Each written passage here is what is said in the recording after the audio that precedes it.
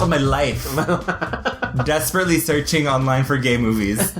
Yeah, movies. Anyways. Movies with, like, little plot, little clothes. Louis, they call that porn. That's porn. Oh my god. Yeah. I mean, they called it, like, late night MTV when I was a teenager. Undressed made me gay. It informed me of what homosexuality was. So, hi, Gavin. Hi, Louis. I'm so excited for this episode. I am nervous. Why are you trepidatious? Trepidatious? Well, I'll explain going in, but you're listening to, for the listeners at home, The Mixed Reviews. Hi, everyone. This is The Mixed Reviews. We're a podcast about movies. We take a subject, we break it down, we pick our faves, our least faves. And then we let you guys go out and watch stuff. Yeah. And we spread go and be the church. We're giving the reviews. We're mixing it up. Singing the gospel. Live from Brooklyn in my shitty apartment. Your apartment's very nice. Oh my god, thank you so much. Yeah, it looks good. You've done a lot with this place. I watch Queer Eye once. Who am I kidding? She watches Queer Eye one time. I know. Who am I kidding? I watched all of it. I cried my face off. It was amazing. I've not watched it yet. Which is not off topic because this episode, ladies and gentlemen, is our queer LGBT movie extravaganza eleganza. Exactly. Yes. Welcome to the gay ball. Hello. This category is gay movies. We had some trouble. We're doing this in honor of Love, Simon, which came out last week. Yes. And we were thinking, is this too big of a subject, too broad? You're getting to why I'm trepidatious. And it is, absolutely. Yes. They're gay movies, I mean, you had said maybe we just do American stuff, and I was like, no, but I really want to talk about British stuff also. And there's great Mexican stuff, there's great Asian gay movies. And yeah, and I do feel bad because I don't want to pigeonhole us, but it is such a huge, broad subject. Queer cinema has existed since the dawn of time. The dawn of the gays. And, yeah, exactly. And Cher was born. And gay cinema. Since people started rolling that film through that camera, there's been gays. But, in the end, I kind of came around to it and I realized, listen, this is not an omnibus. Right. We're not going to get to everything. Absolutely not. It's impossible. You could fill an entire, podcast, a completely different podcast, with every episode about queer cinema. Right. I literally I tried to write down all the gay movies I watched. I got to number 86. Yeah. And I decided to stop. I was like, it's fine. And that's how I convinced myself too, because 2 years ago, before we started this podcast, when I was in between podcasts, I made it a small personal mission to try and watch all of the films mentioned in the Celluloid Closet, which is an amazing documentary. I highly recommend people see it. And that's 119 films. Cool. And I got to 101. And I need to pick up the other. Some of them are harder to find in the final 18. But I had that list with me, and I didn't fucking bring it over. But but it ends. It's funny. It ends with Boys on the Side. So yeah, throwback to our movie episode. Yeah. So I think that's really funny that it ends there because it's a 90s. I would love for somebody to update the Celluloid Closet. It's like I said, it's a documentary. It's based off a book.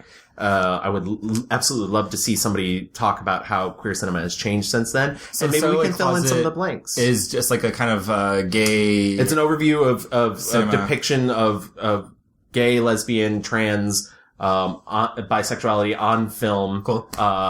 From the time film began. And there's some really interesting things in there. There's some stuff that you wouldn't expect. There's some silent stuff that's not just the Nance character. Right. We'll talk about the Nance later. We'll get into a lot of stuff, but first, really quick, some old business. Old business! Our, old vision-ish. Last episode, we talked about Natalie Portman. And we went on Twitter and asked you guys to vote for what your favorite was. P.S. I had a friend staying over with me this weekend, and literally the first thing he said to me, he was like, "Oh, Louie, good to see you. Of the Mixed Reviews, want to talk to you really quickly about Where the Heart Is, because that movie rules my entire world." I was like, this is why you're my friend. This is why you're here with me this weekend. All that to say, Where the Heart Is came in last place with 9%. I felt so bad for you, and it's a good movie. I mean, Where the Heart Is going up against Jackie, which got 19%, and Black Swan, who got 56%. That was what won. Yeah, I get it. I don't feel bad about that, you know. And then we also got 16% for other.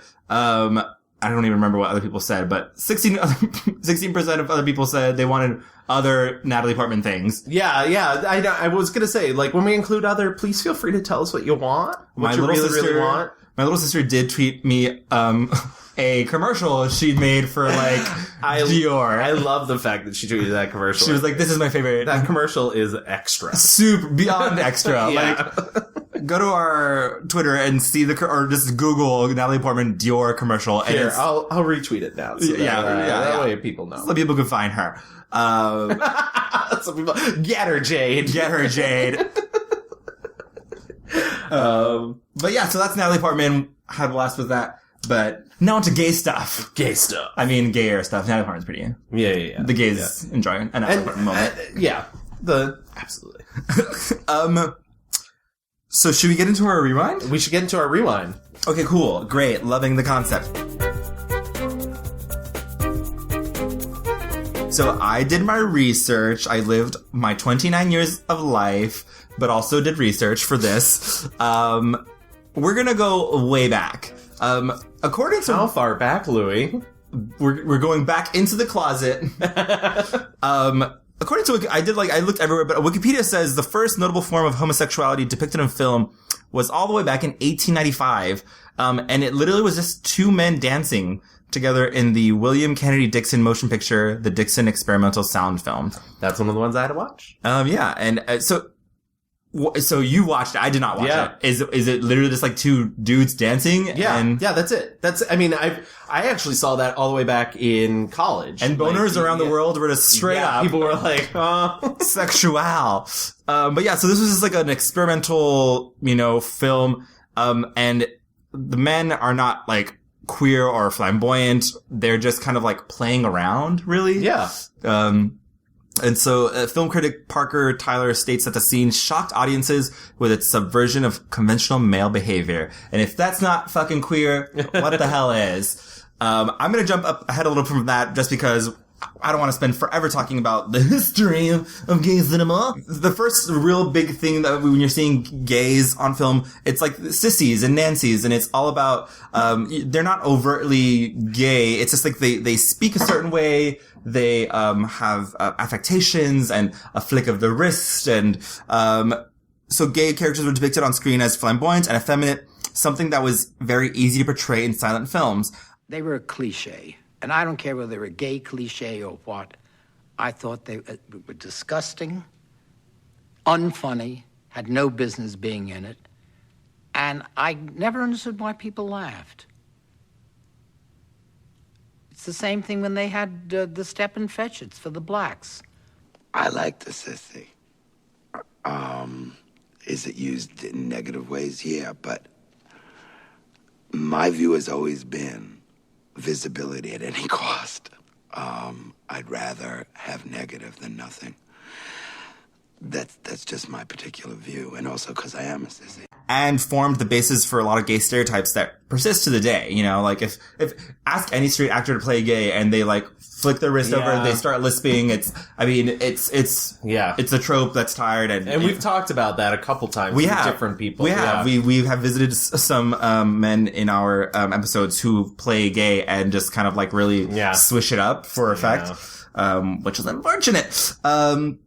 These flamboyant mannerisms easily made the transition to talkies and evolved to become a fussy, flowery, mincing character who was largely only there to provide comic relief.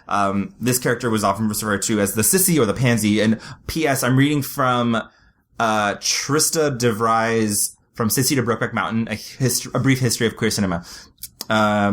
So at its height in the 30s, the sissies existed in many forms throughout cinema that included everything from confidants to valets to secretaries and matchmakers. They were embraced by filmmakers like Arsenic and Old Lace, characters that showed the side of life that was sophisticated, pleasurable, and carefree. You didn't really see like suppressed or oppressed. Like these were guys who were affluent and just like had no care in the world and couldn't be like bogged down by the like trials and tribulations of silly women and like things like that. They were mostly there to like, be comic relief to the straight people who had all these awful things happening in their lives. in the 40s, they evolved to be like a veiled threat to regular society and, especially to heterosexuality. And this was often communicated by depicting the sissy in darker tones, often with violent subtext. There was also the shock gay factor. This says that everyone from Charlie Chaplin to Fatty Arbuckle to Katharine Hepburn employed this tactic to get butts in seats, giving rise to the idea that actors in drag is something people will pay to see, even if only for curiosity's sake. Actors in drag is a device that has been employed by both gay and straight filmmakers for various purposes up to the present day. Films like Some Like It Hot, Glenn or Glenda, Tootsie, and Mrs. Doubtfire have employed this device for a variety of purposes, but frequently for some kind of personal gain. Get the girl, get the story, get the family back. While films like Priscilla, Queen of the Desert, or The Birdcage have characters in drag as a lifestyle choice, something that's not seen as often on the screen. After the Hays Code, though, like, America was like, nah, son, we don't want homos on film. The big change occurred when the movie moguls got together. Let's save Hollywood. We must get an outsider, preferably some politician who was above suspicion. So they looked into the cabinet of Warren G. Harding. At that time, there were a number of unindicted members of his cabinet, and they picked the Postmaster General, Will Hayes of Indiana, who looked not unlike Mickey Mouse. The code sets up high standards of performance for motion picture producers. It states the considerations which good taste and community value make necessary in this universal form of entertainment. Will Hayes would head the movie's first voluntary effort at self-censorship.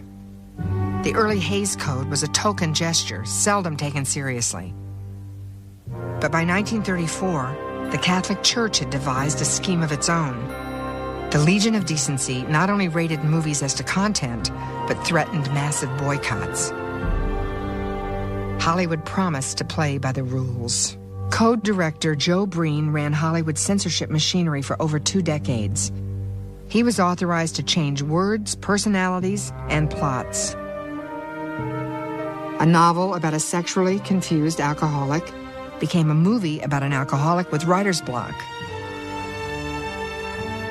A novel about gay bashing and murder became a movie about anti-Semitism and murder. Our American people are a pretty homely and wholesome crowd. Cockeyed philosophies of life, ugly sex situations, cheap jokes, and dirty dialogue are not wanted. And so Hollywood had to flip the script and kind of really move gays into the oppressed, bad, villainry shit that, you know, lasted forever. You know the way gays are. Right. Yeah. I am devious as fuck. Yeah, exactly. Pure evil hearts of black. Right. Like, on film, you couldn't include swearing, excessive violence, drug use, and of course, sexuality and sexual perversion, which they meant faggotry, essentially. The sissy was essentially like no more. Like, yeah, she was gone, girl. And that led to treatment of gay characters as criminals or villains, that like threatened liberty, pursuit of happiness, and all that other garbage that no one cares about. So it was okay to have, this is a great line, it was okay to have queers on screen just as long as everyone knew that they were terrible people. Which, you know what, to this day rings true. As long as everyone knows I'm garbage. Yeah. It's fine. In the 60s, the Hays Code was liberalized, and Hollywood just wanted to, like, compete more. It was not so much like we don't care about morals or thing anymore, but it was money, honey.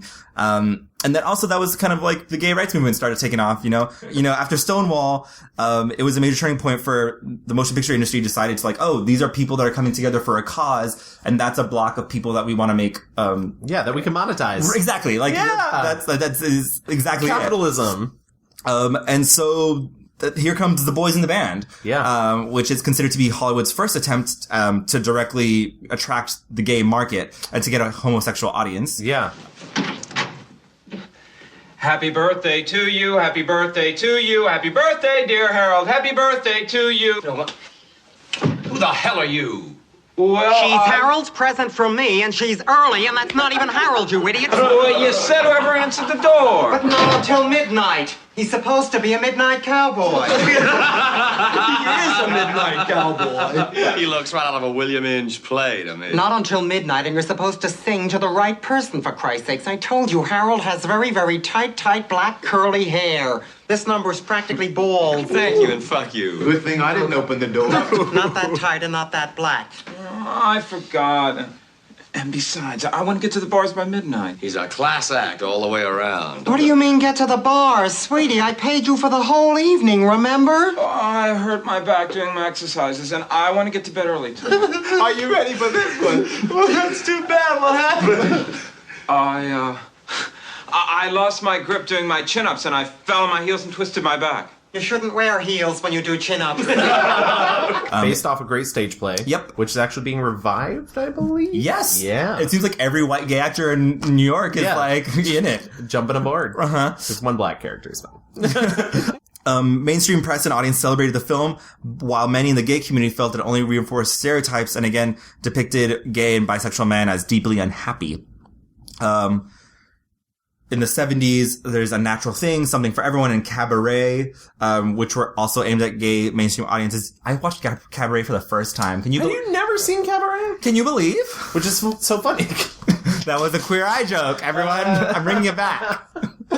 Slowly things are happening, more, we're getting like musicals, we're getting things. Are we getting musicals? We're getting musicals for the gays. Yeah, exactly. Can you believe?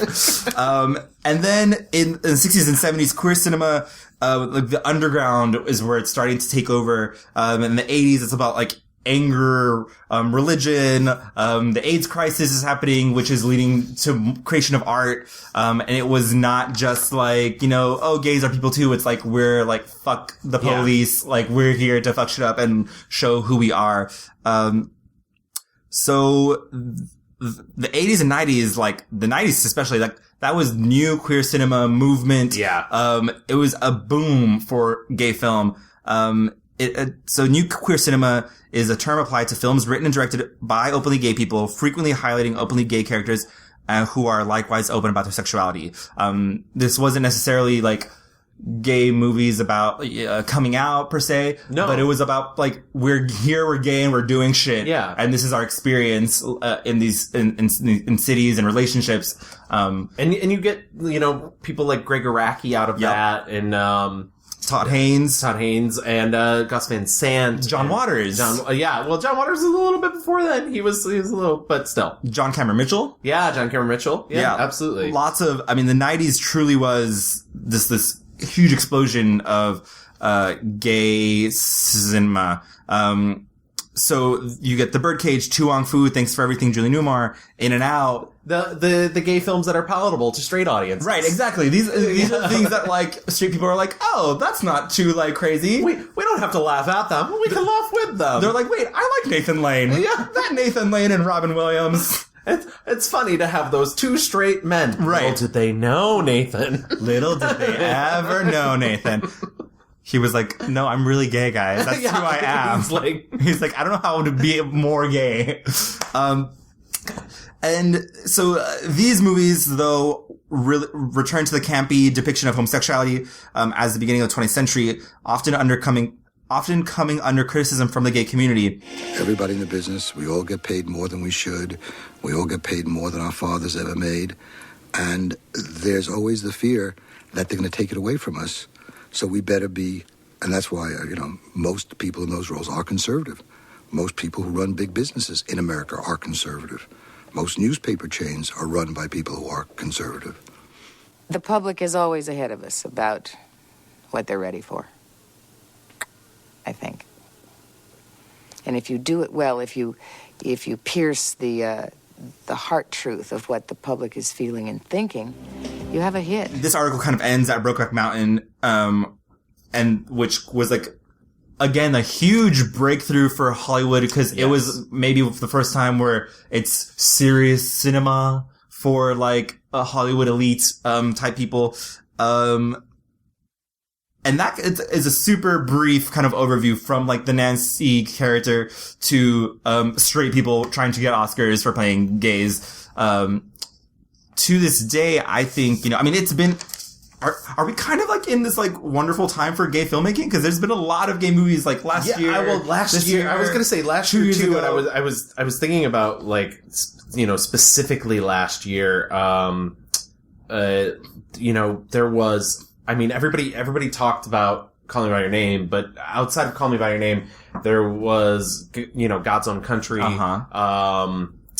Everything is escaping my brain right now. Well, Moonlight came out 2 years ago. Moonlight came out 2 years ago, which I feel like was, it winning Best Picture was a huge. But I'm trying to think of, like, I had this list in my head of all the, like mainstream queer cinema movies that came out last year. And I do mean mainstream. That's what's crazy. Beach Rats came out last year. Beach Rats, The Wound, which is a really amazing, South African film, that I cannot recommend enough.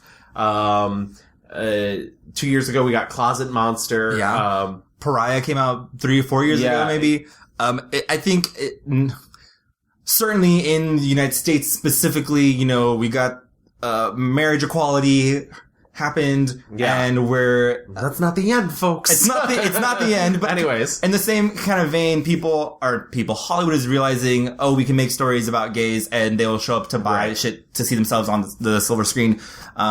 So yeah, I think, the only thing I was worried about was like, there are so many terrible gay movies. Yeah. Everyone knows that. Yes. But, companies like Wolf Studios and TLA releasing for a long time, and for a lot of young gay kids at the time, that was all they could get their hands on. And also, shout out to Strand releasing as well. Yeah. That's another one I'm sure you saw a lot of. Wolf and TLA and Strand are like the big. They're the big, they're putting out these like micro budget movies that, are not, maybe like, have the best acting, the best script, or like, but some gay out there is funding them, and like, yes, let's just have a gay story of like silly, whatever. And also, I think people shit on them a lot for, having gratuitous sex and stuff. But for a lot of us, like, that's all we could see, when we were teenagers. It's like, God. Yeah. I didn't know, what it looked like for men to be kissing each other. No, yeah. And as a person discovering their sexuality as a kid, HBO and Cinemax, and I'm not even talking about like the dirty stuff. I'm talking about stuff that they would just run during the day. Right. Were essential. Right. Like, the movies like Get Real and Head On, and like these are things I would see and absorb and be like, oh, I'm never, you used to, I remember, like, there's that awful Latter Days. It's like the Mormon guy falling in love with like the hot Hollywood guy, and like, it's like crazy. And I was just like, oh my God.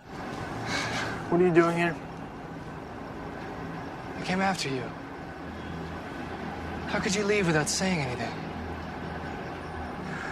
It's not my choice. I am being sent home in shame. And I'm probably going to be excommunicated. For just a kiss? Don't get me wrong, it was a nice kiss, but hey, come on. We didn't even get to use our tongues. You wouldn't understand. Kissing, men, like abs, whatever. And these are all silly movies, and I was listening to this other podcast, what's it called? Still Processing. It's by the New York Times. And they mostly they had an episode about criticizing black movies, and how, they didn't want to talk shit about A Wrinkle in Time, but like it wasn't everything they wanted to be.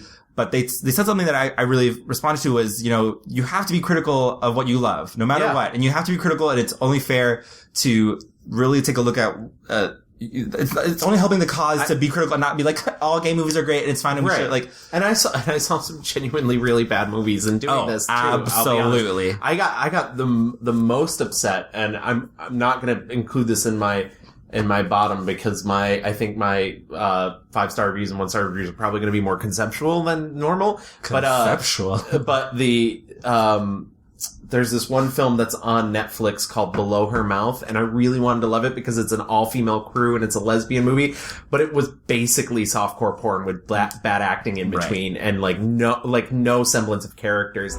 You come to girl parties often? I don't come at all. Can I change that for you?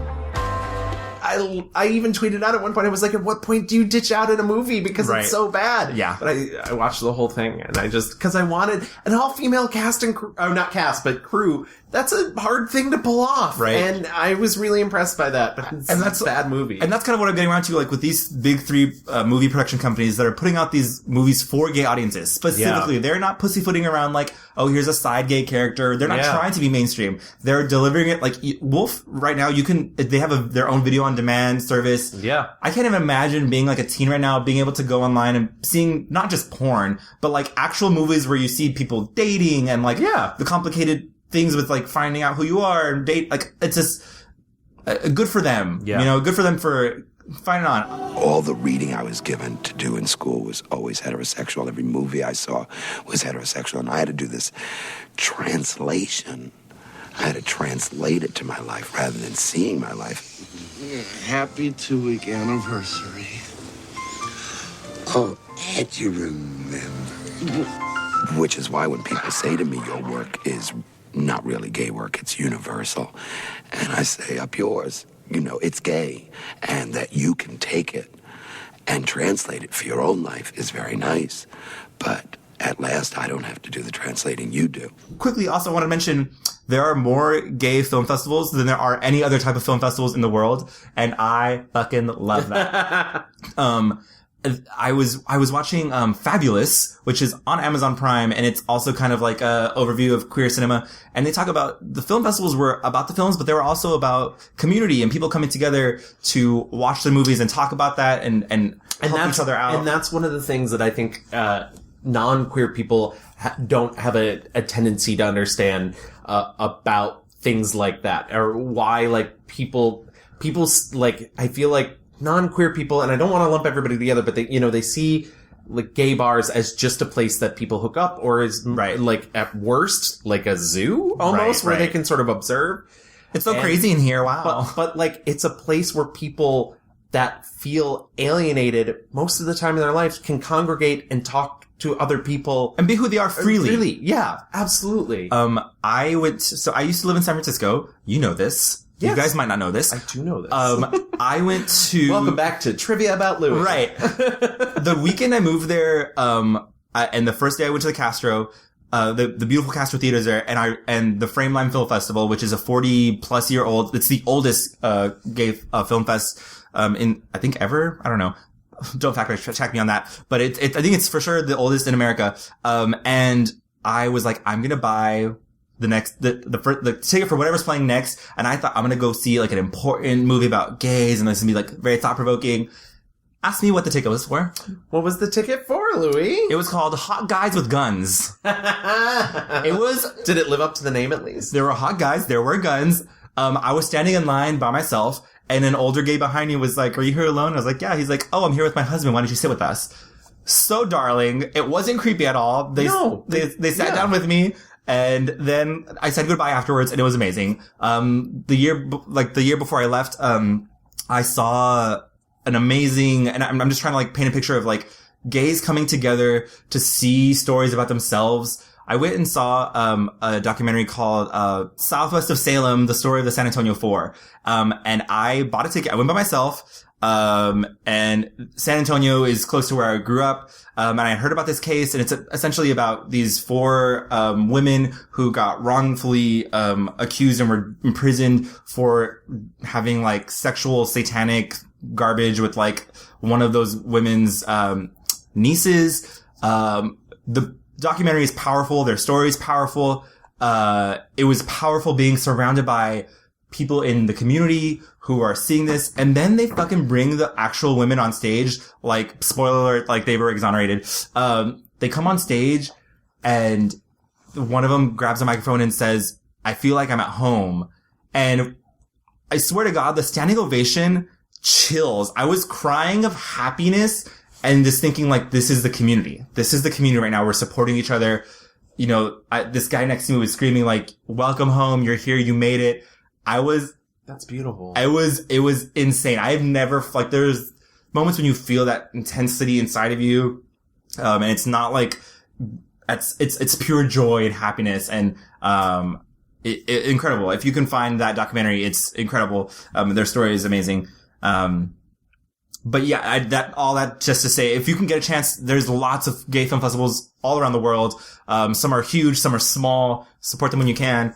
and meet some cool people and watch some good movies. So yeah, I think that wraps up our maybe history lesson, right? Yes, I think so too. I think that's a good place, you know? Right. There are lots of movies we're not going to get to. Tweet at us. And that's, what was that? Tweet at us. Yes, tweet at us. Absolutely. I'm so nervous. People are going to be like, you didn't mention this, you didn't mention this, you didn't mention this. Seriously, we know. Yeah. We know we have no it's time like, to get I don't want to read the list of 84 movies I saw, but I promise. We hopefully saw them, and if we didn't, tweet at us. Let us know. So, I want to be more positive on the way out. So I think we first should move into our 1-star reviews. 1-star reviews, absolutely. Yes, I like that.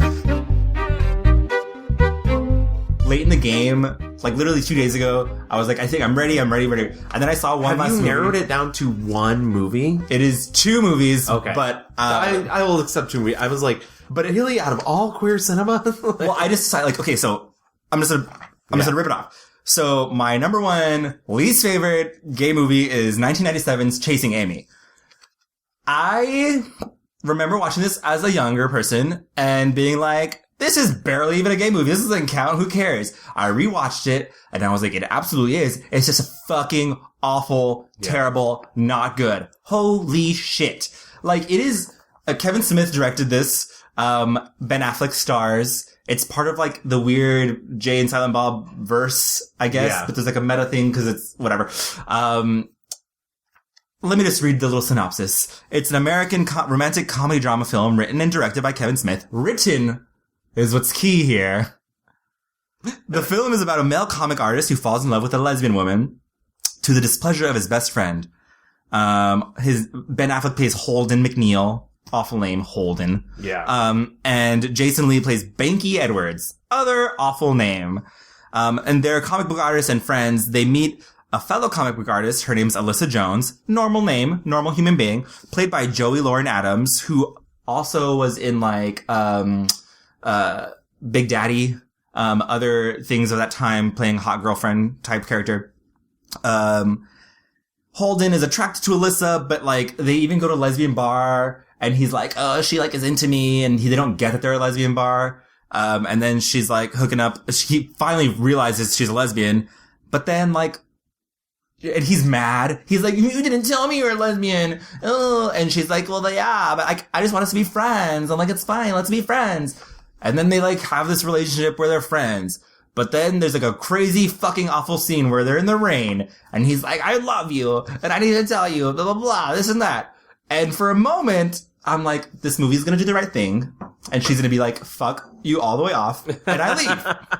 And she does leave. Literally 1 second later, she turns around and starts making out with him. And I was like, this is garbage, white man, straight fantasy. Yeah. And literally the rest of the movie is like, she's like, all it took was you. I was looking for you. It doesn't matter. Like, I'm into, and bisexuality, great. Loving the concept. Yeah. But she is a lesbian in this movie for sure. There is a common trope in many films about being able to turn someone. And I, more than anyone, know sexuality is a spectrum. Yes. I identify as bisexual. Like, I get that. But there are many, many films in which a character does not, you don't have to choose a label. Right. But do not identify as any until they get one good lay. Right. And then suddenly... There's even a joke about it in the movie where he's like, so what made you choose me? Like, why me? Why am I the one to like turn you?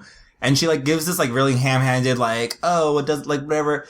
There's also Affleck has been in 2 movies where he's turned a lesbian too. Just garbage. Yeah. Just garbage. Because Geely is apparently also. Oh, true. I've not seen it. No, absolutely not. Never. Yeah. So they have a romantic relationship and, Banky is upset or some shit. There's also, the true star of this movie is their like other friend. He's a black queer character.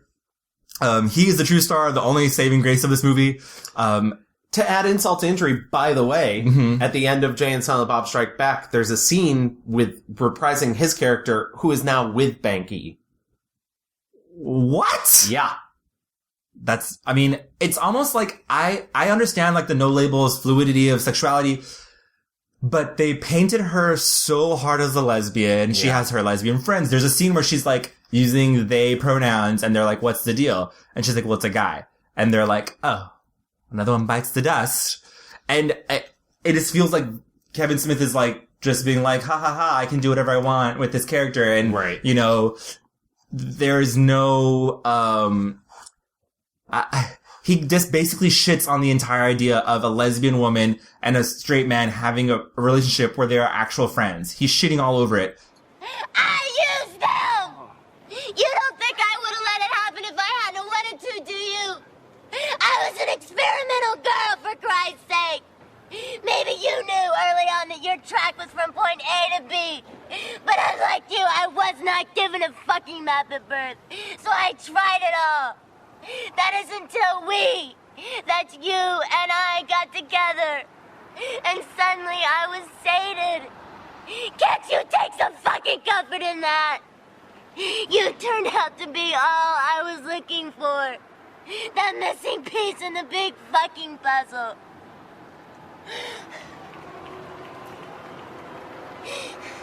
Look, I'm sorry that I let you believe you were the only guy I'd ever been with. I should have been more honest. But it seemed to make you feel special in a way that me telling you over and over again how incredible you are just wouldn't get across. Oh, I'm sorry. Just don't do that.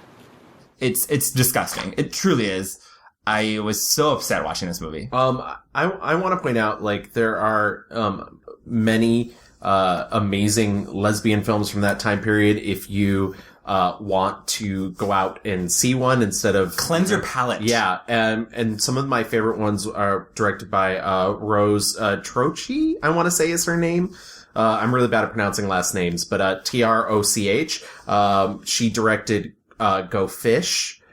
Which is an amazing lesbian independent film. I had this great fear that the moment we were supposed to meet would be thwarted. Maybe it already has been. I think I saw her on the subway yesterday. I saw her and I thought, we were supposed to meet yesterday on the bus. She was supposed to sit down next to me, spill her soda on me, and we were supposed to laugh, make a game of cleaning it up where we touch each other more than necessary, coincidentally get off at the same stop, get to talking, and then there's a moment where she says, well, like she feels dumb because we really don't even know each other, and we've been talking like old friends, and that's when I realize how excellent she is in every way. And we kiss right there in the street, and it's a moment we talk about for years later, how we never believed in love at first sight until we met each other. Oh, and also Cheryl Dunn's The Watermelon Woman from 1996, which is another really great, like, lesbian classic. Classique, if you will. Okay, so Gavin, hit me with your 1-star review. So I don't have a 1, but it's funny because yours falls into it because it was heavy on my mind. And so basically, I think the worst thing happening in gay cinema, and sorry straights, is straight men making gay films. And my biggest offenders are things like Chasing Amy, or I watched this film when we did Gina Davis called Me, Him, Her, which was a Max Landis film, which has a gay male character as one of the leads, and a gay female character as one of the leads, who just has never had sex with a man and just didn't know that, like, she was just waiting for the right man to come along, and that's their storyline. And the gay guy's storyline is that he doesn't want to come out because it'll ruin his career, so he's having nightmares about giant penises. That happens. I need you to come to LA. I'll pay for everything, okay? Like flights and all that. You won't have to worry about anything. What's going on, man? Is everything... Corey... I'm gay.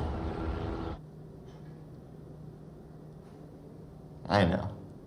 What? You're gay. How do you know I'm gay? You don't know I'm gay. Huh? How long have you known I'm gay? Well, we met, freshman year of college? Well, then why didn't you tell me? Why didn't I tell you your sexual orientation? I can't believe how calm you are about this. You're not subtle. Oh, what about me is gay? Are you fucking with me right now? This is my whole life here. Okay, I'm sorry. I'm glad it's out. It just, this, like, immature, like, I see you guys and I recognize you and I want to help, like, is so offensive and gross, and there's something really toxic in it. It's like this clear misunderstanding. Right. Oh no, I don't want to come out because dicks and scary. And I think people like Kevin Smith, who, feel bad shitting on him because he just had a heart attack, whatever. Or Max Landis, who's an awful fucking thing. They think they're being allies. They think they're helping. Yeah. And like, there are people who can pull it off. Ang Lee did Brokeback Mountain, and handled it in a very sensitive nature. Sure, it has that tragic ending, but like, I don't know. There's something really, really frustrating to me about the sort of like outside looking in, right? But like, especially because there are so few people in the mainstream of Hollywood that are able to tell their own stories in the first place. Yeah. I don't mean to like piggyback off yours, but no, please literally do. My second like movie that was like a late breaking add-in was a movie called Date and Switch. It came out in 2014, directed by a straight guy, Chris Nelson, written by Alan Yang of, is that his name? I think that's his name, who won an Emmy for doing Masters of None. And it is basically, first of all, there are like 38-year-olds playing high school kids. It is insane. Like it truly is insane. And it's basically about like two guys that are like just bros and like they want to get laid before prom, and then it turns out one of the bros is gay. And I did know about this movie. And like so Date and Switch. Apparently the movie was originally titled Gay Dude. And there is like a thing happening now in like gay cinema where there's like the Gay Dude movie. Fourth Man Out kind of falls into this. It's like, I was gonna say Fourth Man Out's the only one. Like, it's like I'm gay, but like I'm not like that gay. And like I just like want to hang out with my friends and eat Doritos and play video games. I'm like, yeah, there are gays of like, yes, you don't have to be like super mask, whatever, to do that. And I'm appreciative of covering the entire spectrum of gays. Like, I get it, but like, it's a very thin line to be walking. And like, you don't need to be shitting on other gays so you can feel good about your like, quote, normal gay self. Yes. Like, okay. And it's like, in Date and Switch, they go to a gay bar and he's like, oh my god, I hate it here. There are queens everywhere and dancing and blah. For his first date, that he goes on with like this love interest he has, who's literally 57 years old, which like is fine, except they're supposed to be in high school. They like go to a wrestling match and I'm like, oh yeah, cause this is like so straight, like cool. Yeah, that genre is like very, like there has not been a good, like Fourth Man Out was fine, I guess. Yeah. But it was very much like... I didn't see it. I just realized I like gave an affirmation and I'm like, yeah. And I'm like, wait, I didn't watch it. No. I watched it and it's fine. It's not like super offensive. Like Date and Switch is offensive. How are things with you and Maddie? Yeah. Maddie is not answering my calls as of late. What? Why? I mean, I get it. It's not easy to come out of the closet and then stay there, you know? When I came out in high school, my best friend, he basically disowned me. And he was a water polo player. It's the faggiest sport there is. I mean, those guys, they wax their assholes. When I came out, my best friend stopped sharing sodas with me, stopped giving me rides to school, defriended me on Facebook, and then moved to Germany. The moving part was unrelated to me coming out. I think that's definitely part of the problem. And I don't know specifically those films if they had, a queer person writing them or working on them behind the scenes to make them. But the problem is when there's that sort of navel gazy, like looking in, they don't understand that they shouldn't be coming from like being queer is not normal. Right. And that seems to be the thing, is like that you need to move towards heteronormativity regardless of like heteronormativity is just the end point be all of everything. Right. You just move towards that. And it's like, there's a falling out. And at the very end, like, oh wow, your best friend came, you're still you. You're still my friend. I'm like, wow, the big resolution is that you're still cool. Like, wow, groundbreaking storytelling here, guys. Yeah. Like, I have not, in these movies, there's always the, like, conversation joke of, like, you like dicks? You want to get your dicks inside of you? I have not seen that scene happen in queer cinema that's, like, funny or, like, interesting. It's like, and the guy's like, well, I don't know, man. Like, I've never done this before. I just know, like, I see a guy and I'm into him. Like, okay, shut the fuck up. Mainstream people dislike homosexuality because they can't help concentrating on what homosexual men do to one another. And when you contemplate what people do, you think of yourself doing it. And they don't like that. That's the famous joke, I don't like peas and I'm glad I don't like them because if I liked them, I would eat them and I hate them. I think straight men are more uncomfortable with two men making love, because somehow that means you're weak, you know. And people equate weakness with male sensuality towards other men, not realizing that that's a ridiculous theory. But that's, you know, that's why people say, oh, I'm a man. Like, being a man is based on who you happen to be boning that day. I'm sure they mean well. Right. And the problem is, too, is most of these films are, you know, maybe not Me, Him, Her, because it was kind of an indie, but, like, most of these films are the films that are more presented towards the mainstream audience. And then you have, you know, the sort of, like, that was one of the things, as Love Simon was coming out, people were like, that's great. Have you seen any of these independent films that have come out over the last... So yeah, but that's basically all I wanted. I know that seems like a cop-out, but I'm also going to go with more of a concept for my 5-star review, just because it's such an all-encompassing thing, and I think it would be really unfair of me to narrow it down, but I think Chasing Amy is actually a very good choice for it. I was like, I saw a really bad thing. I saw something called Oy vey, my son is gay. Horrifying. Awful. Like, if all gay movies could stop doing the, like... oh, we're gonna go to an event and they don't know you're gay. What should I wear? And they do a montage of them wearing insane, like, stupid things. It's like, should I wear this glitter vest?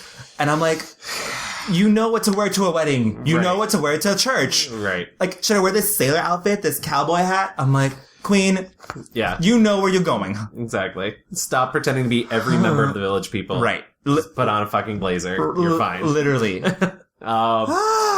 But I think this is a good time to move into our 5-star reviews. Blessings from up above. Right off the bat, if we're not talking about Moonlight, what the fuck are we talking about? Yeah. Truly and honestly. Yeah. I watched it again and... It's so fucking good. It hit me so hard again. The acting in that movie is unparalleled. Each and every single iteration of Chiron, from little to Chiron to black... insane. They don't even look like the same person, but in their eyes, I see the same person. I feel like Black, who's played by, Trevante Rhodes. Oh my god, Trevante Rhodes, who's dreamy. Oh my god. Trevante Rhodes, who, the transformation to like, so masculine and hard, you know, a lot of like, I think the best, gay movies out there have to deal with queer people becoming hard from the world because they have to survive, because they were, you know, little at the beginning of the movie, he's soft. Yeah. He's a soft little boy. I think we're all born soft, you know? Yeah. And we have feelings and emotions, and through... Not when I was built. I mean, born. Shit. You're caught. Destroy him. In the second act of that movie, when it's Chiron, you see him get hard. You see him, like... You certainly see him get hard in the second act. Oh, boy! You set yourself up for that one, buddy. I gave you that one. That was a joke written by a straight man. Right. Thank you, Gavin. Said in a gay film. When he's being terrorized by his classmates, and when he decides to retaliate, that's when his heart turns hard, and in the third, he cuts himself off. Yeah. Like, from everything he feels. Yeah. Like, I mean, and it's not just his... It's not just sexuality. It's like living. Yeah. And he turns into, you know, he hated his mother, who, you know, was this drug addict, and Naomi Harris in this is incroyable. Yeah. Fucking filmed that role over a weekend while she was shooting Spectre because she plays Miss Moneypenny. Like, what the fuck? Casual. She's like, guys, I'll be right back. I have something to do. Exactly. I mean, I'm just gonna be, I'll be on vacation in America for like 5 minutes. Right. Bye. I don't know. Just the ending of that movie when Trevante Rhodes' character, he finally lets it down. Yeah. Because he sees Kevin again and they're having that beautiful moment. And everything that's not said in those scenes. Oh my god. It's disarming. It's like fucking chilling. Yeah. And I mean that in the best way possible. Yeah. And the movie itself is just beautiful. Yeah. Like, gorgeous style. Yeah. Just like, but not. I had somebody fucking tell me that they didn't think the cinematography in that movie was that great. Garbage. They're dead. Garbage. They are dead. Literally, how dare they? I don't know how they died. Can you believe? I killed them. I mean, it absolutely was the best picture of the year. And it's just, I don't think there's anything else to say. Ali Mahershala was also made. Oh my God. Like, Yeah. you know, literally every person, Janelle Monáe, every person in that movie is just like, oh my God. I think we all, as queer people, have had that moment when you realize what the word faggot means. And when he asks, and they're so kind. What's a faggot?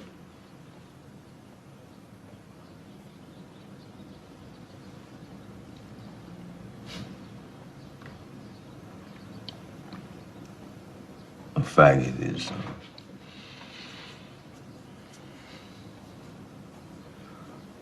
a word used to make gay people feel bad.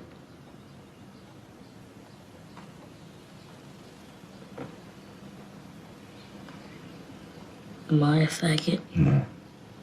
You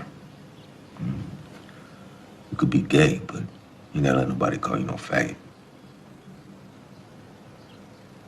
I mean, unless...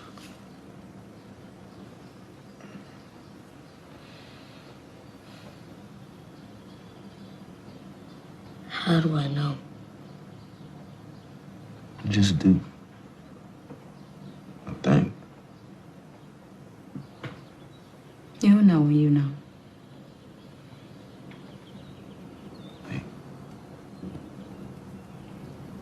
You gotta know right now.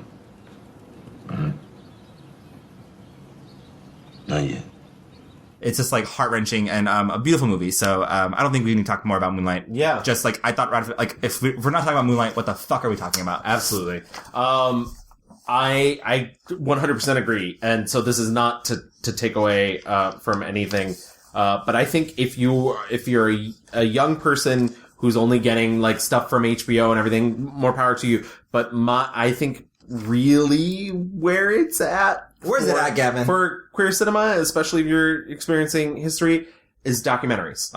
Yeah. Oh my goodness. I am surprised that you went this route. Yeah, there are many amazing and I'll talk more about some of the other films that I like that are not documentaries, but there are so many amazing documentaries about the queer experience, about actual experience, that are really helpful and informative. Also, if you're like wanting a fucking good cry. Oh yes, absolutely. I mean, that's right off the bat, How to Survive a Plague. Yeah. Ruined my life. It's about the AIDS crisis, and it really this movie only came out 4 years ago, 5 years ago, and filled in some missing pieces for me. Absolutely. And if you were only vaguely aware of the AIDS crisis and what actually people were doing, and if all you know is Dallas Buyers Club and stuff like that, fuck Dallas Buyers Club. If that's all you that can go on my bottom. Right. If that's all you know, How to Survive a Plague is not just the science, it's the people, and the people who were there's a scene in that movie where they're actual mothers and fathers and brothers and sisters throwing the ashes of their loved ones who have died of AIDS onto the White House lawn. I think the quilt itself does good stuff and is moving. Still, it's like making something beautiful out of the epidemic. And I felt like doing something like this is a way of showing there's nothing beautiful about it. This is what I'm left with. I've got a box full of ashes and bone chips. There's no beauty in that. And I felt like a statement like this is like saying this is what George Bush has done. This is what him and Ronald Reagan before him have done. These are our loved ones, and this is what they've been reduced to, and we're bringing them to the person who's responsible for their death.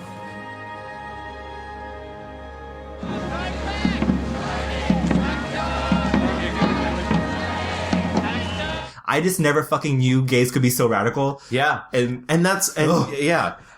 Speaking of, by the way, I do want to give a shout out. That was one of the ones I can remember, BPM, which I actually just saw. And there's an amazing ash throwing scene in that movie. Won't get too much into it, but it's really great. So, How to Survive a Plague. Absolutely 100%. You need to see this film. If you want to know more about, culture and how that's progressed over time, I actually have a really good triple feature for you. Ooh, triple feature. Yes. Starting in 1968 with The Queen. Ooh. Which, have you never seen The Queen? No. Oh my God. We need to fucking watch The Queen. Okay. You would love it. 1967. Is it about me? Yes. 1967, New York City. Miss All-American Camp Beauty Pageant. That's right. Oh my. A documentary from 1967 about queens. Love that. Yes. Oh my God. It's really, really brilliant. It is the movie that introduces, Miss Crystal LaBeija to the world. Oh my God, yes. Okay, yes. Now I'm familiar. Now my head's in the game. I'm sorry. Yeah. Yes, of course. And Flawless Sabrina. It's wonderful. I can't ask for more from this film. It's worth every second of screen. Did you think she deserved Darling, it? she didn't deserve it. Answer me. You're not speaking from the damn camera. You have a mind. Do you think she deserved it? You know she didn't deserve it. All of them. The judges knew it too. But she was terrible. And her explanation for why she wanted the money. To put it in the bank. She's not getting any money because Sabrina is not going to pay her. They're good friends. It's only publicity, and it's bad publicity for Holler and all the rest, because I'm declared as one of the uglier people of the world.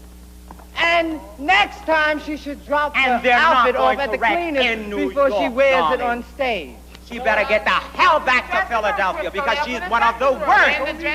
And where's Miss Sabrina? Because I'll sue the bitch. Did you sign a release? No, I didn't sign a release. And if she releases any picture of me, I will sue the fool. She won't make money off of my name, darling. She can make it off of Harlow and all the rest of the fools that will flock to her. But not Crystal, darling. And, I guess if you want some stunt casting, Andy Warhol's in it, too. I guess. But it's really, This is Paris is Burning before Paris is Burning. Yes. And before I get to Paris is Burning, I do want to put in a plug for what you should maybe watch in between those two movies. Okay. Is, A Portrait of Jason from 1967, which is actually from a year before. I didn't see the movie, but I saw it in my research. Yes. Portrait of Jason is about a hustler, which, he's a sex worker. Right. And it's filmed over one night, and it's an hour and a half, or a little over an hour and a half. And it's just interviews with him and him telling stories. And it gets a little verbally abusive towards the end. The interviewers are a little, but you realize so much of, first of all, his experience and how awful essentially it was to be a gay man in the 60s. Like how many times he's just black gay man. How many times he's just been arrested for existing in the world, for being out on the street. Of course. But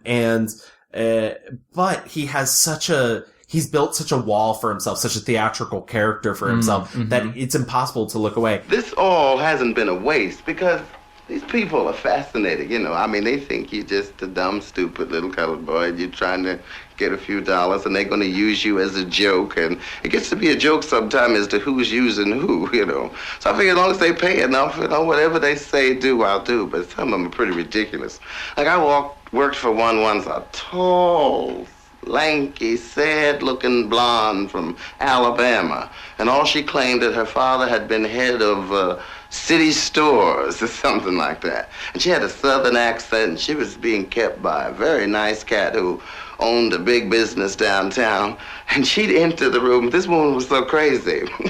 She had a dress with lampshades made like the dress and draperies, and it was plaid taffeta. And it was a one-room apartment on East 64th Street. And she was always dashing madly, And I'd be in the house doing nothing, like sitting on my behind, reading the magazine, or eating up all the lobster, eating up all the snails. And the minute I hear her coming, I'd get busy. And she'd enter and say, Jason, has Edgar been here? Fix me some of my chicken. They always want chicken, because they know all colored folks know how to fix chicken. I'll be in the kitchen frying my ass off, Yes, Miss Howard.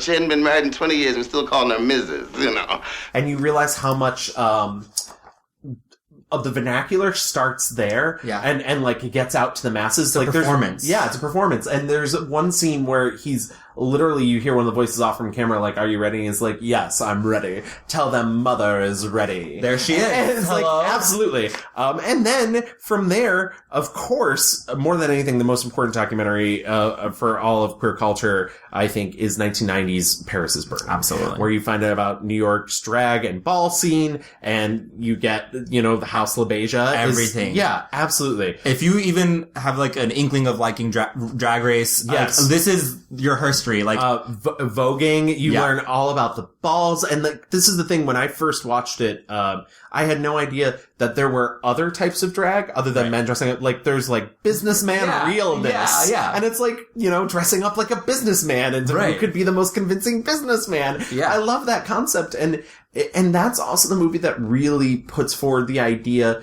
that in queer culture, you get to choose your family. Choose your family, absolutely. And that's a really important thing, and you hear it over and over and over again. When someone has rejection from their mother and father, their family, when they get out in the world, they search. They search for someone to fill that void. I know this for experience because I've had kids come to me and latch hold to me like I'm their mother or like I'm their father because they can talk to me and I'm gay and they're gay, and that's where a lot of that baldness and the mother business comes in, because they're real parents and give them such a hard way to go. They look up to me to fill that void. Because a lot of people, much like you see in Moonlight, get abandoned, and right. the difference for Black is that he never got to choose his family. He shut himself off. He had no one. He cut himself out of the world, and that's why he is the way he is. Right. And you need that familial element. You find the people that will support you. So I really, there's so many other amazing documentaries. I mentioned Celluloid Closet earlier, to see how like queerness has evolved in pop culture, up until the mid 90s. And, but I think that's like these three documentaries are a good antidote to like the boom of gay movies in the 90s. Largely were white experiences. Yes. Affluent experiences. You get thrown in there, even like, if you see like the thing where it's like, oh, I'm religious and like it's hard to come out and all. This is not me shitting on those movies. Like, we need these movies. We need all the gay movies. But like, open up your eyes a little bit more. There's so much more. And really the culture is like these underground, these documentaries documenting where we're getting all of the culture that has shaped gay, whatever gay is now from these movies. Absolutely. And there was the Marsha P. Johnson documentary that came out last year, and I know there was controversy surrounding it over who owns what footage and whatnot. Regardless, it's actually pretty good. Yeah. I don't think it was mind blowing, but I think I wish it'd been more personal and less mystery oriented, which I thought was a little strange. It was like we're trying to figure out who done it. But seeing the footage is amazing, and also like. We also really treat trans people like shit in this country. Absolutely. And that's, a really difficult thing as well. It's funny that you chose like this grouping, because I also thought of this grouping for this other thing I want to mention. Because I really want to specifically talk about British gay cinema. I have here 4 movies that just ruined me. Starting with 1986's Beautiful Thing.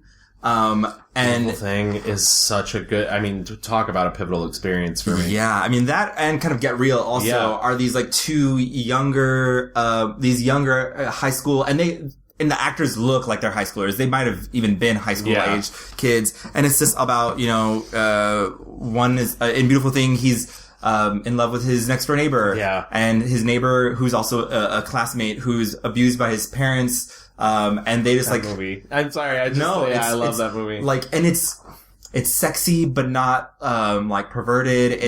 It's like, he gets beat by his dad and his brother. And so he spends the night with him and he has all these bruises on his back.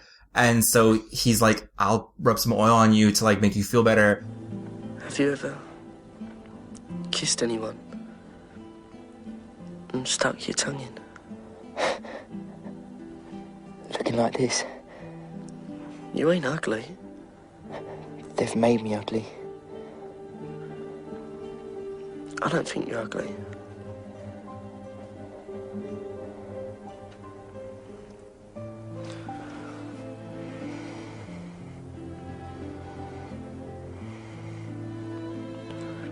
Yeah, turn over. I'll do your front. I can't. I'm too sore. I make too much noise and your mama come in. And like, it's a tender and beautiful, but it is sexy. And it's just like a really, he doesn't have a great relationship with his mom, but his mom does love him. And at the very end, it's so beautiful. They're dancing in front of everyone and the mom's dancing. They're too gorgeous. Please go watch Beautiful Thing. Oh, love that movie. These are a little bit more recent, but I cannot talk enough about Pride. Yeah, Pride's a great movie. Pride came out in 2014. It came out at the same time that garbage Stonewall movie came out. What? I did not watch it. What? Did that happen? No. No? Okay. Pride, every time I watch it, I cry so many happy tears.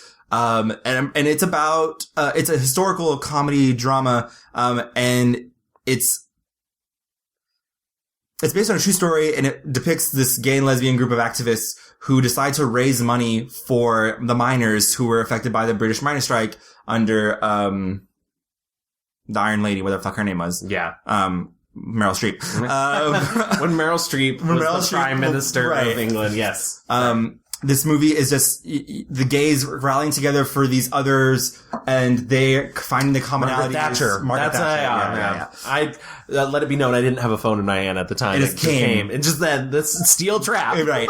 The movie is historical. It feels like you're learning history, and as Americans, I didn't know about this going on, but like, they're trying to raise money because it's just a gorgeous, beautiful, funny, sad movie, but at the end, it's like, oh, the miners win because they raised so much money, and then later when the fucking gays need their help, literally all these fucking miners come out to help them. I was like, oh, there is some good monologuing in this movie. You get a garbled message over the phone.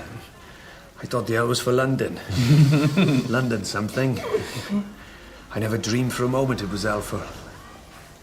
Hi. This money you've raised, that's all from gays and lesbians? Mostly. Yeah. Right. There we are. This is just the beginning. Oh? Mm-hmm. You've got big plans. Well, I'm not going to pretend I'm not surprised. You could see that. Truth told, you're the first gays I've ever met in my life. As far as you're aware. That's true. And you're the first miner I've ever met. The other two, really quickly, Handsome Devil is on Netflix right now. Oh, I didn't even watch it. It's really good. It kept being recommended to me. By the way, Netflix thinks I'm so gay right now. And you are. It's Handsome Devil is just about a kid who goes to a rugby-obsessed all-boys boarding school in Ireland. He gets a new roommate, and he's like the captain or some shit. And they hate each other for a while. Turns out they have like this beautiful friendship, and they both are gay. It's not like super romantic, but it's just, and they have a teacher who plays Moriarty in Sherlock. What's his name? Yes, yeah. I know exactly what you're talking about. You guys know who I'm talking about. He's also in Pride. Yeah, he's good. He's so good. Yeah. And lastly, you mentioned earlier, God's Own Country. Yeah. Holy shit. I'm shocked in all of this that you have not brought up Weekend. I finally saw Weekend. It was fine. I liked it. Yeah, I like it. Andrew. Yeah. Weekend's fine. Yeah. I thought God's Own Country, though, was just like visceral. Yeah. Real sexy. Super sexy. As it was put in my apartment when we watched it, it's really interesting that it's a movie about like putting things into orifices. Mm-hmm. And that's like a really crude way of putting it, but like literally, like they're like impregnating, like. They're farmers. Can you tell America? They're farmers, guys. They're farmers, and they hire a farmhand from like Ukraine or something, and and they have to go out in the wilderness, and there's that thing where like guys who are like oppressed start fighting, but it's like sexy fighting, and they're like literally rolling around in the mud. But I love that there's that moment where he's like, I know what this is about. Yeah. Like, he's like, hey, calm down. Yeah. And it's also very beautiful though. Like it's a very, again, he's a very hard stone man, and you know, he's living in like not the greatest fucking city. He's like a shitty fucking life. And this other man is able to like just pull the softness out of him, like be like, it's okay. Yeah. You can be loved. You can be who you want to be. Just a beautiful, gorgeous movie that I thought was worth mentioning. I'm glad you put those plugs in. And like, literally, I mean, there really is, you know, Barbara Hammer's movie Nitrate Kisses, which is a really fantastic, film. It's funny. So we haven't even talked about Call Me By Your Name. Call Me By Your Name. Do we care about it? Yeah, we don't need to. It doesn't push the board. It's another white guy. But like, Todd Haynes' Poison from the 90s, which was his first, big movie. You know what I saw that kind of like, I'd never seen My Own Private Idaho. Oh yeah, My Own Private Idaho. I saw that and I was like, wait, they're doing Shakespeare. Yeah. The Living End, which is like a violent, like not a great relationship, but there's so much. I mean, I genuinely don't know if Greg Araki's actually made a better film than that movie. He's certainly made a bunch though. Torch Song Trilogy, which doesn't get enough credit, based off Harvey Fierstein's play. It's so fucking good. It's so good. Gavin is like banging furniture in my apartment. I love right now. that. My Beautiful Laundrette. Like, yeah. I also saw for the first time Victor Victoria. Victor Victoria is really funny. And it's Victor so Victoria, good. There's a huge selection of movies that I think are really interesting over time. You mentioned Boys in the Band. That movie deserves all the credit it gets. I know it's, right. But like The Fox is a really good closeted movie but unfortunately it has to be tragic. The Fox is from the 70s as well. It's from 67. So yeah, there's a lot of the queerest fucking movie that Joan Crawford was ever in, Johnny Guitar, 1954. We barely mentioned it. we did barely mention that in the Joan Crawford episode. But yeah, so there's and Dracula's Daughter, which is well-worn ground that we've talked about before. Lesbians everywhere. I want a really quick week. I could not live with myself if I did not mention Pedro Almodovar's my God. entire filmography. And listen, if you want to hear us talk more about queer films, these are all people we can do later on. We can do Almodovar. But this is your queer 101. Yeah. And also, real quick, just going back, Morocco. Joseph von Sternberg the film from 1930, that just has Marlene Dietrich at her fucking most, like, she dresses in a suit, she kisses a woman. Oh my God. Yeah. 1930, rocking it. I mean, there's truly so much. I mean, like Trick, longtime companion. Trick. How did you feel about Transamerica? I didn't revisit it during this, and I'm sure there's definitely a lot of problems, but I didn't find it. Honestly, I thought her voice maybe was like the most weird thing. She's such a good actress. But I don't know. It's at the time I remember watching it and being like, wow, this was made for no money. Felicity Huffman is a goddess. And her choice for the voice was a little bit strange. I can pay it back with interest. What do you need the money for? To get back to Los Angeles. Look at your life. You've never been able to stick to a decision. I mean, 10 years of college and not a single degree. How do you know you won't change your mind about this, too? Because I know. Don't do this awful thing to yourself, please. I miss my son. Mom, you never had a son. How can you say such a thing? Well, now you know how I felt when you hired those private detectives. We only tried to do the best for you. Is that why you tried to have me committed? You tried to kill yourself! Because you tried to have me committed. I don't know why you have to be so emotional. I am not emotional! God, my cycle's all out of whack. You don't have cycles! Hormones are hormones. Yours and mine just happen to come in little purple pills. But Transamerica maybe was like one of the most like mainstream movies with a trans main character. Right. We didn't. Speaking of trans characters, Tangerine. Yes, absolutely. There's no way we could make it out of this episode without mentioning Tangerine, which is a absolute brilliant film, and I believe it's on Netflix. It's a brilliant film about trans women, but it's also a brilliant film about sex workers, right? And the relationships that they have with their Johns, and what a positive relationship that can look like. Cindy! Oh my God! So how was it, bitch? Tell me the tea. Did you get a lot of trade up in there or what? I want you guys to come to my show tonight. I'm so excited about that. She was the night before Alexandra. Stunning goddess. 17 sharp. Have any of you motherfuckers see Chester? No, not so. Here we go again. Bro, he found himself trying to cheat on me. While I'm up in there, girl. Me, bitch. I wish I never told her. I heard about that fish. Who in the fuck is she? Desiree. Someone does weird. Girl, do you really want to go back to prison? You just got out, mama. I told her that too. You act like prison is a bad place to go. God, that movie is just like, yes, so good.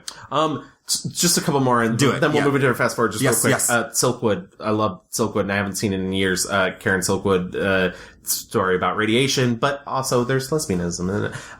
Leanna, which is not a great movie. It's a John Sayles film, but it is an interesting look at like what it was probably like to be a woman realizing she's a lesbian in 1983.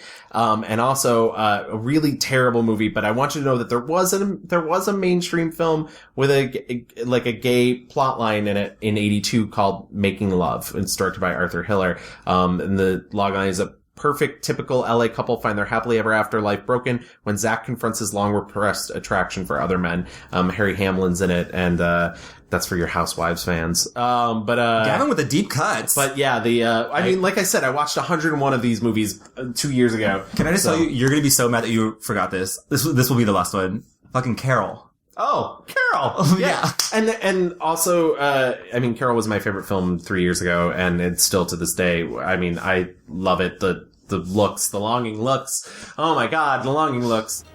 What do you do on Sundays? Nothing in particular. What do you do? Oh, nothing lately.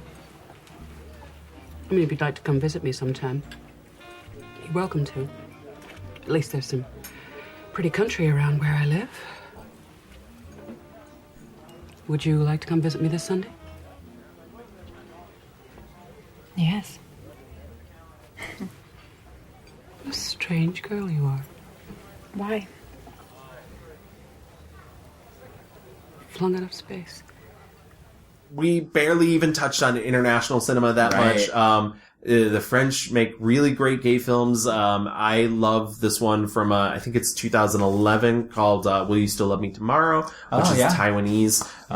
Lilting, which is just a cry fest. Right. Devastation Station. That's a British film. So, there's a whole world. Hopefully this opened up a little bit to you. And, now I guess we should move into our fast forward. Yeah, the future.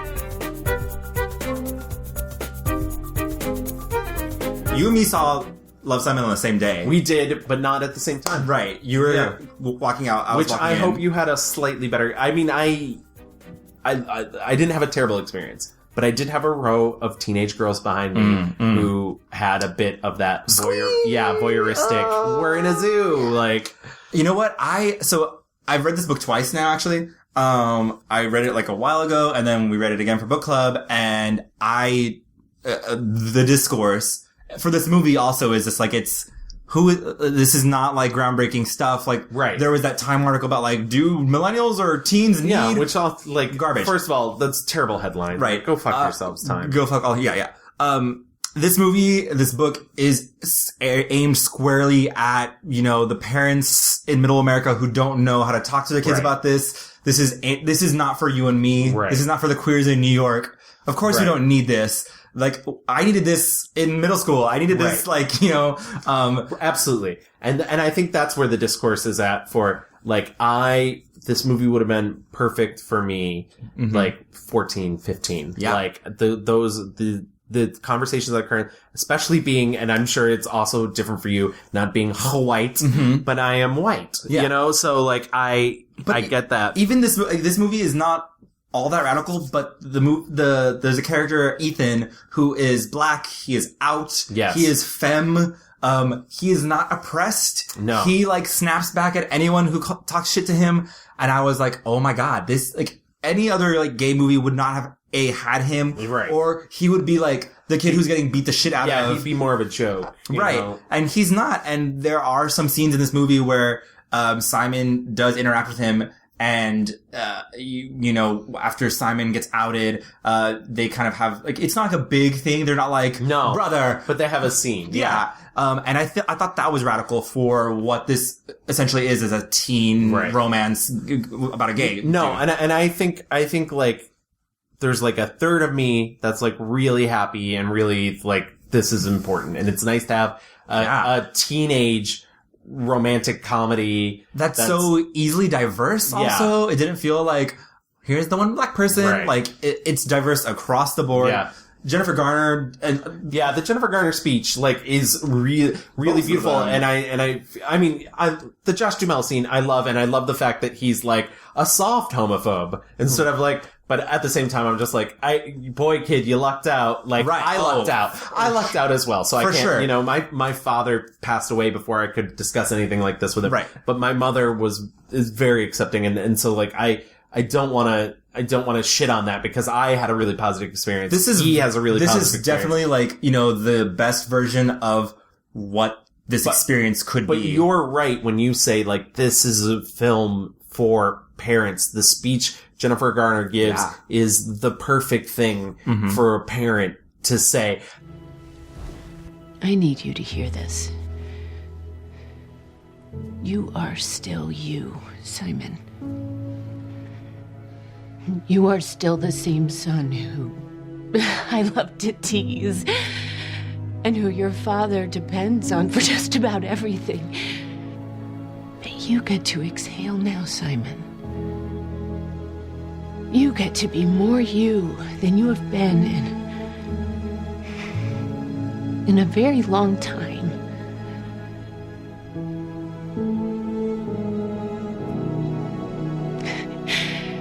You deserve everything you want.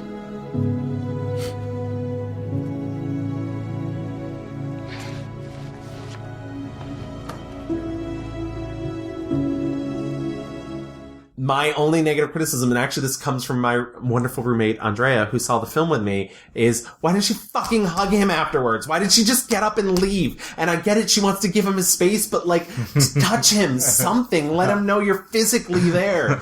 And that's it. That's, you know. Yeah, I think even, a lot of people are talking about Jennifer Garner's scene. I think even the father's scene though, like, he makes all these gay jokes, like, as a straight dad would, I guess, and he's like, I didn't know this about my kid. I've been talking all this mad shit. Right. And he feels awful about it. And I think that was also important because it's probably harder for, I know for a fact, it's harder for dads to talk to their kids about. And I did, the moment that he asks him how long. Yeah. And when Simon has to like pinpoint it and he has that realization that like he's been not lying, but like not being himself with him. Yeah. For that, I felt. Right. Like, I felt that weight. And kudos to Josh Duhamel for giving that performance. Who knew? But like, I did feel that. Yeah, I think the movie is important, and I think it's not the perfect movie. It's not the movie. No. It's not the movie to save all gays. No, it's not a great movie. I gave it like out of 5, I gave it like a 3-star, you know? Like, it's cute.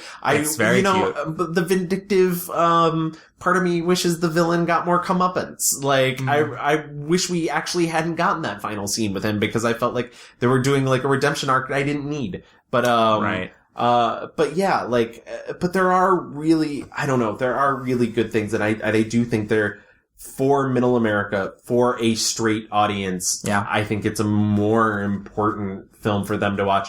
You know what? We have other things. We have, and I know they're not, some of them aren't recent, but like, we have Beautiful Thing, you know, we have, you know. I think, it's a good first step, and you know, and even having Ethan there, a lot of people online were saying, I want the movie about Ethan. And I'm like, yes, I do too. And I hope we get there. Yeah. But even the representation of Ethan in this movie, the way he was really important. And somebody I follow, and this is not to like drag anybody, but somebody I follow tweeted out I would rather have rewatched In and Out, which I think has better politics. And I disagree. My face is disgusting. Yeah. I disagree wholeheartedly. And I like In and Out. But, like, almost all the jokes in and Out are gay panic jokes. Oh, 10,000%. Perhaps maybe not the scene in which Tom Selleck kisses him, but it's still like a shock scene. Yeah.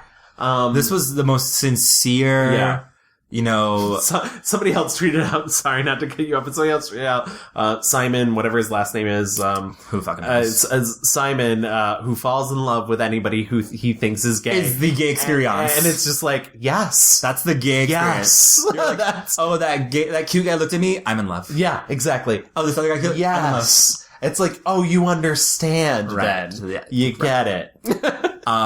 Yeah, we don't have to talk anymore about Love, Simon. Just say it's a worthy view. It might, the Garner's speech got me. I'll admit I teared up. For sure. I was a mess. I was when he comes out to the friend, crying. You know, crying. actually, the moment I really started crying, and like I'm a sap, so I really thought some of it would have gotten to me sooner.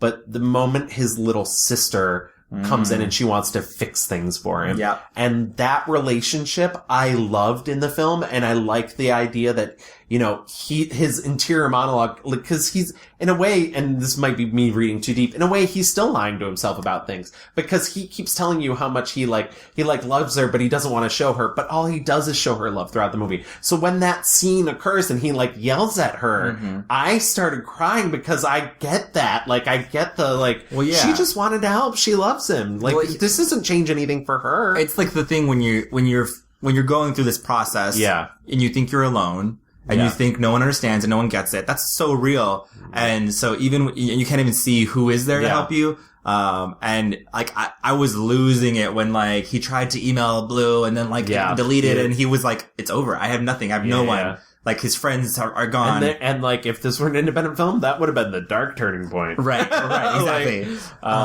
But yeah, so is there anything else? I mean, in future queer cinema, obviously I would love more trans films. Right. About the, not even necessarily about the trans experience, more power to trans experience, but like films like Tangerine, where it's like, the experience, yes, but also like, this is a person living their life. Right. Yeah. I could have sworn I like thought this through, but I would just like, a lot of people have been saying like, where are the queer characters in the Marvel universe? Yeah.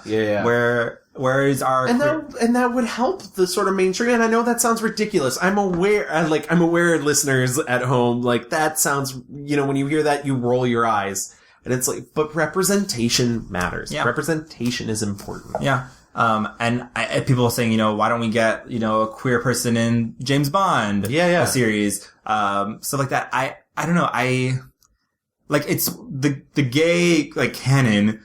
There's even parody now where we had Not Another Gay Movie. Right.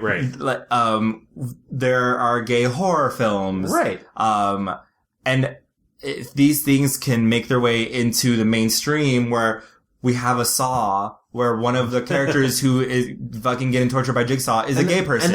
And that's one of the interesting things the Celluloid Closet brings up, is in the 90s there's a huge backlash, because a lot of times in film, bisexual characters are gay characters. And this wasn't just the 90s, because there's also like a bunch of films from the 70s, where like, if the villain, like one of the things that it turns out that they're evil is also because they're gay. Yeah. You see that in Basic Instinct. You see that in Freebie and the Bean. Yes. Garbage.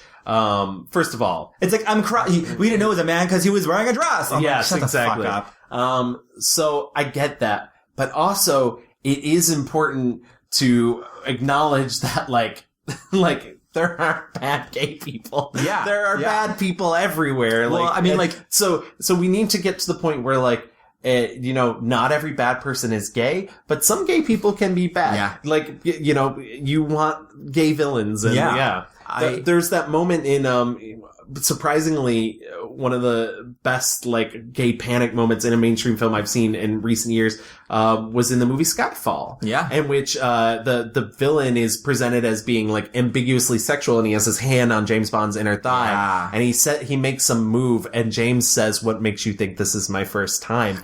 And it's great, because it doesn't come off as like, oh no, he's gay. Yeah. Like, it comes off as like, oh fuck, they might fuck. It's these two men who have complete control over their sexuality and who are not scared of, you know, a man touching another man. Right.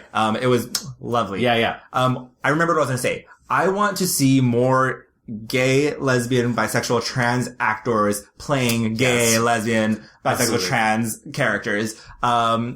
Great that you can play gay. Yeah. But like, or great that you can't, Armie Hammer. Drag. Sorry. I would just love for, James Franco to never play a gay person ever again. Absolutely.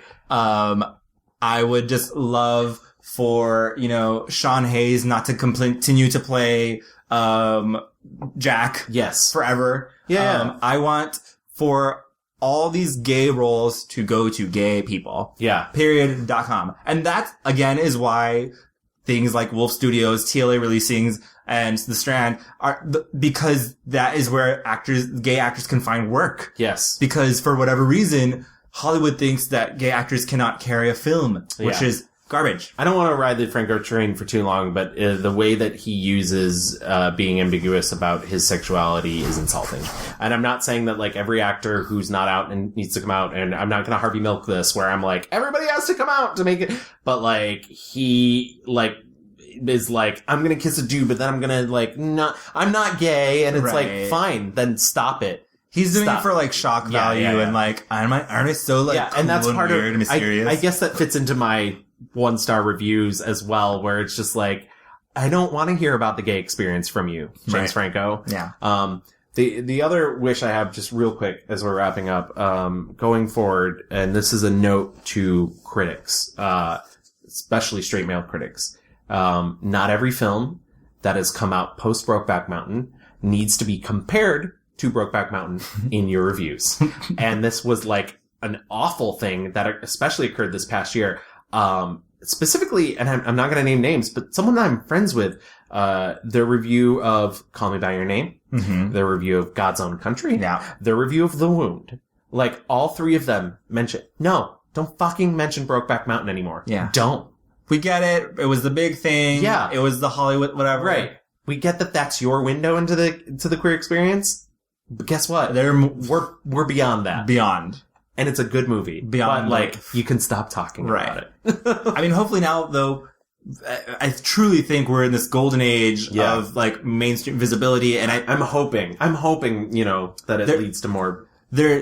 I mean, just like, from Weekend to Carol, Call Me By Your Name, Moonlight, all these movies that are coming out and that are not only beloved by audiences, but by critics as well.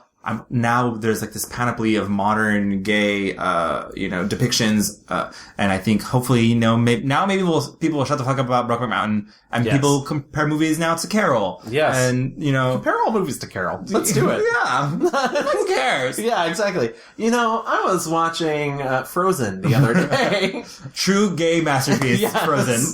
She don't need no man. But yes, hopefully you enjoyed our dissection of queer cinema. This is our wrap up. Yes. So, Louie, where can we find each other online? Well, you can find me, and my address is no kidding. We're the Mixed Reviews, and we're everywhere. We're on Google Play, we're on iTunes, we're on Stitcher Radio, we're on Spotify, iHeartMedia app, whatever that is. You can also contact us online. We're on Twitter at The Mixed Reviews. We are at Facebook. Just type in The Mixed Reviews, or you can email us at reviewsmixed@gmail.com. Suggest things to us. If you found this episode helpful, if you didn't find this episode helpful, we worked really hard. We made it nice. We cooked. I know. The things we do for you guys. Please tweet at us all your favorite gay movies. There's so many. Twitter only lets us do 4 options. Yeah. There's so many more than 4 gay movies. Right. Thank God.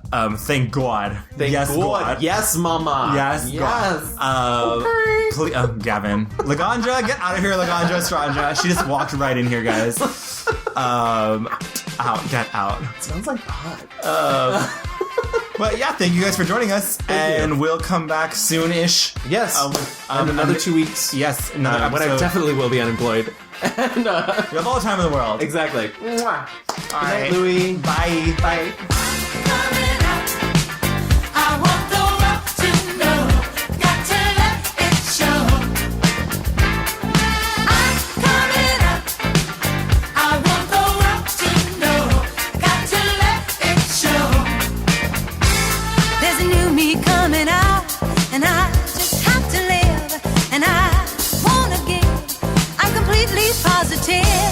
I think this time around